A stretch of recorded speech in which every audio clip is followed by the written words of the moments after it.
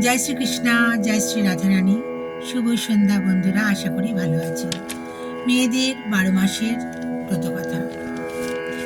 এখন আমি শিবরাত্রি ব্রতকথা পাঠ করব। শিবরাত্রি ব্রত ব্যাকেটে ফাল্গুন মাস। ব্রত ফল। এই ব্রত পালন করিলে সংসারের সকল দুঃখ কষ্ট দূর হয়। অধিকন্তু ব্রতী ধর্ম, অর্থ, কাম, মোক্ষ এই চতুর্বিধ ফল লাভ করিয়া থাকে।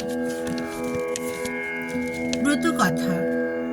একদা কৈলাস পর্বতে শঙ্করী বসিয়া কথোপকথন করিতেছিলেন।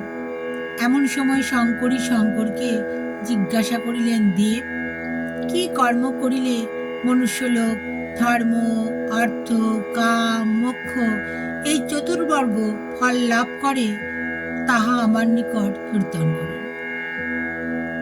শিব বলিলেন, ফাল্গুন মাসের কৃষ্ণপক্ষের চতুর্দশী তিথিকে শিবরাত্রি বলা হয়। ওই দিন উপবাসী থেকে যে ব্রতী চারিপ্রহরে আমার অর্চনা করে, আমি তার প্রতি সন্তুষ্ট হয়ে দেহান্তে কৈলাসে তাকে স্থান দিই।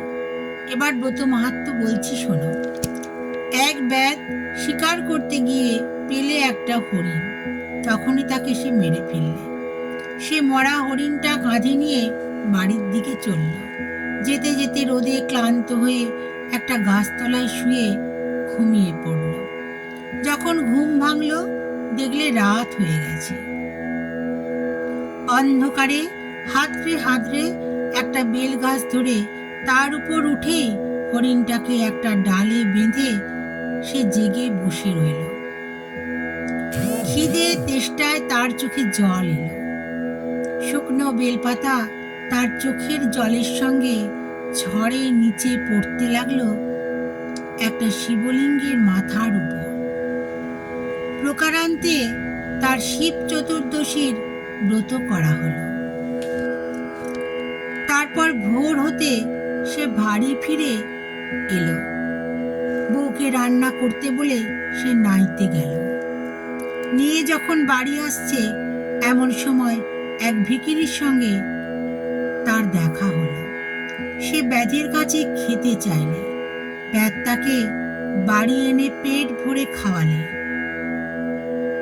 ভিখারির খাওয়াতে তার শিব চতুর্দশীর ব্রতের পূর্ণ ফল হল। যখন ব্যাধ মরে গেল, তখন আমার দূতেরা তাকে কৈলাসে নিয়ে এলো।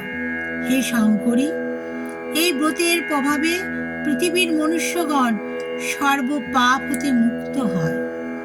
তখন শঙ্করী আনন্দ চিত্তে দেব সমাজে ও ঋষি সমাজে শিব চতুর্দশীর ব্রত মাহাত্ম্য প্রচার করলেন। কালক্রমে পৃথিবীতে এই ব্রত ছড়িয়ে পড়ল। জয় মহাদেব। সবার ভালো করো, সবার মঙ্গল করো। প্রণাম।